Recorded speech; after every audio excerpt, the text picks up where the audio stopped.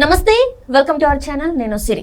Telangana MP బరిలో అయితే మన ఈటెల రాజేందర్ గారు వస్తున్నట్టు తెలుస్తుంది. అయితే ఈటెల రాజేందర్ గారు ఎంపీ బరిలో నిలిచి ఉంటే ఏ పార్టీ నుంచి పోటీ చేస్తారు?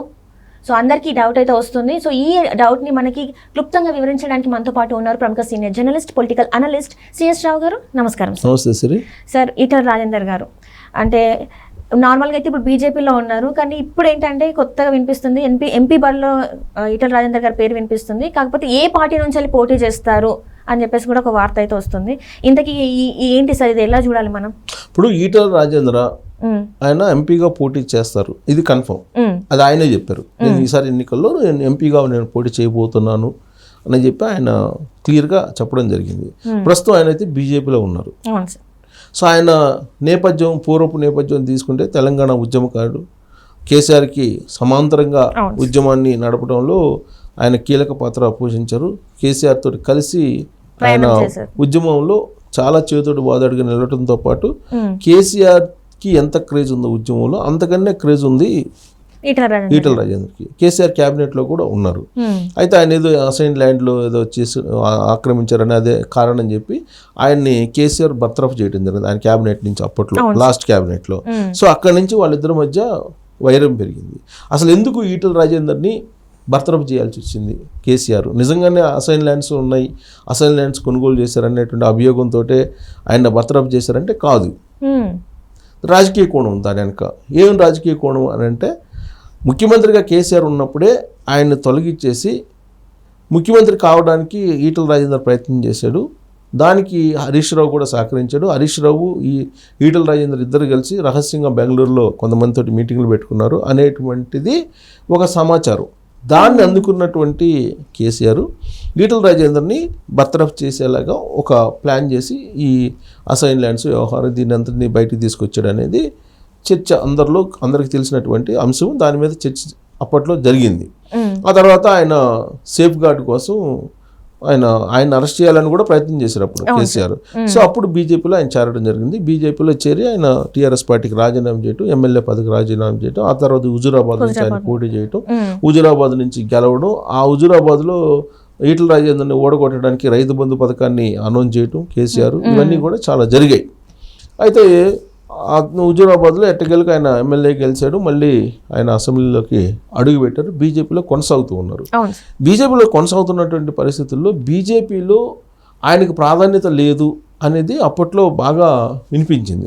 ప్రాధాన్యత లేదు, తగినంత ప్రాధాన్యత లేదు, ఇతర ప్రాధాన్యత ఇవ్వట్లేదు, ఆయన్ని బీజేపీ తెలంగాణ అధ్యక్షుడిగా చేయాలి అనేటువంటి ఒక డిమాండ్ ఆయన అభిమానుల నుంచి వచ్చింది. అప్పట్లో వచ్చినటువంటి క్రమంలో బీజేపీలో గ్రూపులు ఏర్పడ్డాయి. ఈటెల రాజేందర్ది ఒక గ్రూపు, బండి సంజయ్ది ఒక గ్రూపు, కిషన్ రెడ్డిది ఇంకో గ్రూపు, ఇలా ఉన్నాయి. బండి సంజయ్ మీద కరీంనగర్కి సంబంధించి కొంతమంది ఢిల్లీ వెళ్ళటం, కంప్లైంట్ చేయటం ఆయన మీద, ఇవన్నీ కూడా చూసాం. ఆ తర్వాత అధిష్టానం వార్నింగ్ ఇవ్వటం, ఇవన్నీ అయిపోయాయి. తర్వాత బండి సంజయ్ని మార్చేశారు. బండి సంజయ్ని అధ్యక్షుడిగా మార్చేసి ఆయన్ని బీజేపీ జాతీయ ప్రధాన కార్యదర్శిని చేయటం, ఇవన్నీ కూడా చూసాం. కిషన్ రెడ్డిని తెలంగాణ రాష్ట్ర అధ్యక్షుడిగా ఆయన నియమించారు. ఆ సందర్భంలో ఈయనకి ప్రచార కమిటీ చైర్మన్ బాధ్యతలు అప్పచెప్పాడు ఈటెల రాజేందర్. సో కాబోయేటువంటి సీఎం అభ్యర్థి అనేటువంటి టాక్ కూడా అప్పట్లో వినిపించింది. ఇదంతా జరుగుతున్నటువంటి క్రమంలోనే ఈటెల రాజేందర్ అసంతృప్తిగా ఉన్నారు. బీజేపీలో కొనసాగే అవకాశం లేదు, కాంగ్రెస్ పార్టీకి వెళ్ళే అవకాశం ఉంది అనేటువంటి ప్రచారం అప్పట్లోనే జరిగింది. అప్పట్లోనే చాలా సందర్భాల్లో జరిగింది. ఆయన ఖండిస్తూ వచ్చారు. రేవంత్ రెడ్డి కూడా ఆయన్ని ఆహ్వానించాడు కాంగ్రెస్ పార్టీలోకి. వాళ్ళిద్దరు మాట్లాడుకున్నారు రహస్యంగా అనేది కూడా వినిపించింది. మాట్లాడుకున్న విషయం ఈటెల రాజేందర్ కూడా చెప్పారు. సో కాంగ్రెస్ పార్టీలోకి వెళ్ళొచ్చు అనేటువంటి ప్రచారం కూడా అప్పట్లో చాలా బలంగా జరిగింది. సో బలంగా జరిగినప్పటికీ ఆయన బీజేపీలో కొనసాగుతూ బీజేపీ ప్రచార కమిటీలో చైర్మన్గా ఉంటూ ఎన్నికలను నిర్వహించారు. సో ఆ ఎన్నికల్లో 8 మందితోటి పరిమితమైంది బీజేపీ. ఆయన ఈటెల రాజేందర్ 2 చోట్ల పోటీ చేసి 2 చోట్ల ఓడిపోవడం జరిగింది. ఇక్కడ గజ్వేల్లో ఓడిపోయారు, హుజూరాబాద్లో ఓడిపోయారు, 2 చోట్ల ఓడిపోయారు. 2 చోట్ల ఓడిపోయిన తర్వాత ఆయన గ్రాఫ్ పడిపోయింది అనేది బీజేపీ గ్రహించింది. అంటే ఆయనకి అంత ఊహించినంత బలం లేదు అనేది ఒకటి బీజేపీలో ఉంది. సో బీజేపీలో ఇప్పుడు ఏంటి, బీజేపీలో ఆయనకి అంత తగిన ప్రాధాన్యత లేదు. నెక్స్ట్ ఎలక్షన్లో లోక్సభ ఎన్నికల్లో ఆయనకి అసలు ఎంపీగా కంటెస్ట్ చేసే అవకాశం ఇస్తారా లేదా అనేటువంటిది ఒక చర్చ జరుగుతుంది. ప్రస్తుతానికైతే ఆయనకి ఎక్కడ సీట్ ఇస్తారు ఏంటి అనేది కూడా తెలియట్లేదు. అంటే ఇంకా ఎంపీకి సంబంధించి అభ్యర్థుల ఎంపిక సంబంధించి కసరత్తు జరుగుతుంది. సో రేపటి నుంచి ప్రచారానికి వెళ్తుంది బీజేపీ రాష్ట్ర వ్యాప్తంగా. సో ఈలోపే కాంగ్రెస్ పార్టీ ఇతని మీద ఆపరేషన్ చేసింది. కాంగ్రెస్ పార్టీలోకి వెళ్తున్నాడు ఈటల రాజేందర్ అనేది మళ్ళీ ప్రచారం అయితే ప్రారంభమైంది. ఎప్పటి నుంచో జరుగుతున్నటువంటి ప్రచారం ఇది. కాంగ్రెస్ పార్టీలోకి ఈటల రాజేందర్ వెళ్ళిపోబోతున్నారు. బీజేపీలో ఇక్కడ బీజేపీకి అవకాశం గెలిచే అవకాశం, కాంగ్రెస్ పార్టీ చాలా బలంగా ఉంది, అధికారంలోకి వచ్చింది. రేవంత్ రెడ్డి అలాగే ఈటల రాజేందర్ ఇద్దరు క్లోజు. కాబట్టి గతంలో కాంగ్రెస్ పార్టీకి వెళ్ళాలని ఆలోచన చేసినటువంటి ఈటల రాజేందర్ ఇప్పుడు వెళ్ళేటువంటి అవకాశం ఉంది అనేది ఒకటి వినిపిస్తుంది. కాంగ్రెస్ పార్టీ కూడా ఈటల రాజేందర్ తోటి కొంతమంది లీడర్లు టచ్లో ఉన్నారు. ఈటల రాజేందర్ కూడా కాంగ్రెస్ పార్టీకి వెళ్ళాలి అనేది చాలా కాలం నుంచి ఆయన మనసులో ఉంది అనేది చాలా సందర్భాల్లో వచ్చినటువంటి టాక్. ఎందుకు అని అంటే బీజేపీ తోటి ఆయన బీజేపీ లీడర్లతో కానీ బీజేపీతో కానీ ఇవ్వడలేకపోతున్నారు, ఆయనకి తగిన గుర్తింపు ఇవ్వలేకపోతున్నారు అనేది ఒకటి. సో ఇప్పుడు కాంగ్రెస్ పార్టీ నుంచి పోటీ చేస్తారా ఎంపీగా అనేది ఒకటి నడుస్తుంది. అయితే ఇప్పుడు ఇదే టాక్ వస్తున్నటువంటి సమయంలోనే రేవంత్ రెడ్డి ఢిల్లీ వెళ్తున్నారు. ఇవాళ ఢిల్లీ వెళ్ళి అక్కడ ఏఐసిసితో మాట్లాడి ఎంపీ అభ్యర్థుల ఫైనలైజేషన్తో పాటు క్యాబినెట్ ఎక్స్పాన్షన్ కూడా ఉంటుంది అనేది ఒక టాకు. అయితే ఇక్కడ ఈటల రాజేందర్తో పాటు అనేక మంది కాంగ్రెస్ పార్టీలో చేరేటువంటి అవకాశం ఉంది. బీజేపీ నుంచి కాంగ్రెస్ పార్టీలో చేరేటువంటి అవకాశం ఉంది. అలాగే బీఆర్ఎస్ పార్టీ నుంచి కూడా కొంతమంది టచ్లో ఉన్నారు ఎమ్మెల్యేలు, వాళ్ళు కూడా చేరేటువంటి అవకాశం ఉంది. దీనికి క్లియరెన్స్ తీసుకొచ్చుకోవడానికి రేవంత్ రెడ్డి వెళ్ళారు.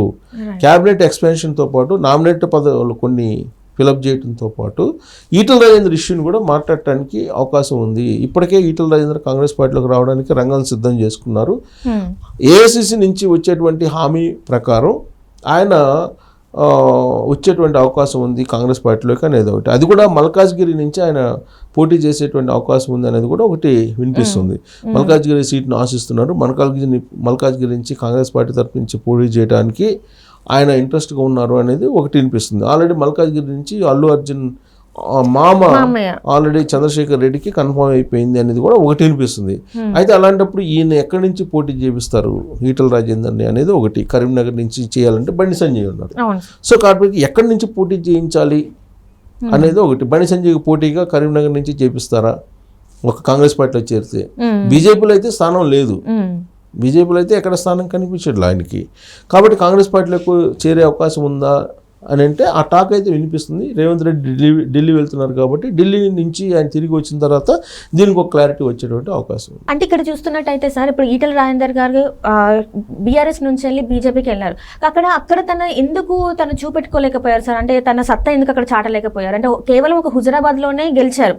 గెలిచిన తర్వాత ఎందుకు తను డౌన్ అయినట్టు చాలా మందికి అనిపించింది. అంటే బీజేపీని తను ఓన్ చేసుకోలేకపోయారా లేకపోతే ఏంటి? మళ్ళీ ఇప్పుడు అంటే మీరు అంటున్నారు కాంగ్రెస్లోకి వెళ్ళే అవకాశం ఉందని.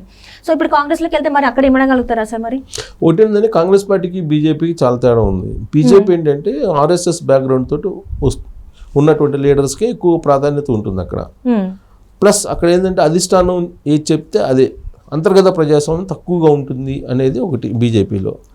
అదే కాంగ్రెస్ పార్టీలో అయితే అంతర్గత ప్రజాస్వామ్యం ఎక్కువగా ఉంటుంది, అందరూ ఆ పార్టీలో ఎమడగలరు అనేది ఒకటి రాజకీయ సర్కిల్స్లో వినిపిస్తూ ఉంటుంది. అది నిజం కూడా. సో బీజేపీ ఏంటంటే ఇప్పుడు ఉండేటువంటి పరిస్థితుల్లో అమిత్ షా మోడీ ఏది చెప్తే అది జరగాలి అనేది ఒకటి. ప్లస్ ఇంకోటి బీఆర్ఎస్ బీజేపీ పొత్తు అనేది కూడా ఇంకోటి వినిపిస్తుంది. అలాంటప్పుడు ఈటల రాజేందర్ బీజేపీలో ఉండేటువంటి అవకాశం లేదు. సో ఆ పొత్తు కనుక కన్ఫర్మ్ అయితే ఈటల రాజేందర్ కాంగ్రెస్ పార్టీలోకి వెళ్ళేటువంటి ఛాన్సెస్ అయితే కనపడుతూ ఉన్నాయి. లేదంటే ఆ బీఆర్ఎస్ బీజేపీ ఈ రెండు అలయన్స్లో కనుక ఆయనకి ఏదైనా ఎంపీ సీట్ ఎక్కడి నుంచి ఇస్తే అప్పుడు ఏమన్నా ఆలోచించే ఛాన్సెస్ ఉన్నాయి. కానీ బట్ ఇప్పుడైతే ఆయనకి ఎంపీగా పోటీ చేసే అవకాశం ఇస్తారా లేదనేది ఒక డౌట్ ఉంది బీజేపీ నుంచి. కాబట్టి కాంగ్రెస్ పార్టీకి ఆయన చేరే అవకాశం ఉంది అనేటువంటి ఒక టాక్ అయితే ఉంది. సో కాబట్టి ఇమ్మడతారా ఆ పార్టీలు అంటే బీజేపీలో ఇమ్మటం కొంచెం టఫ్. కాంగ్రెస్ పార్టీలో అంతర్గత ప్రజాస్వామ్యం ఎక్కువ, ఎవరి వాళ్ళకి వ్యక్తిగతమైన స్వేచ్ఛ ఉంటుంది, వ్యక్తిగత అభిప్రాయాన్ని వ్యక్తం చేయొచ్చు, అంత స్వేచ్ఛ ఉంటుంది.